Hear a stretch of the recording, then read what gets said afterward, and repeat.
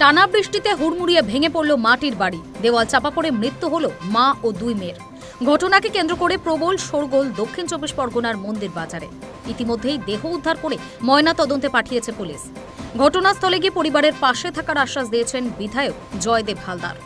জানা গিয়েছে, মন্দিরবাজার বিধানসভার শারদেশ্বরী স্কুলের কাছে কামারপাড়ায় একটি মাটির বাড়িতে থাকে কর্মকার পরিবার। বৃহস্পতিবার রাতে খাওয়া দাওয়া সেরে ঘুমাতে যান তারা। মাঝরাতে আচমকাই দুর্ঘটনা ঘটে। হুড়মুড়িয়ে ভেঙে পড়ে বাড়ি। শব্দ পেয়ে প্রতিবেশীরা ছুটে যান। খবর দেওয়া হয় থানায়।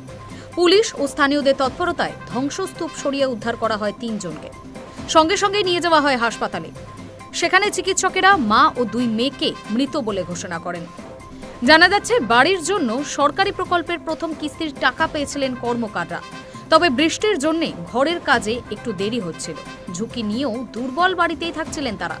কয়েকদিনের টানা বৃষ্টির জেরে বাড়ির অবস্থা আরও খারাপ হয়, যার পরিণতি হল ভয়ঙ্কর। খবর পেয়েই ঘটনাস্থলে ছুটে যান মন্দির বাজারের বিধায়ক জয়দেব হালদার। ওই পরিবারের পাশে থাকার আশ্বাস দিয়েছেন তিনি।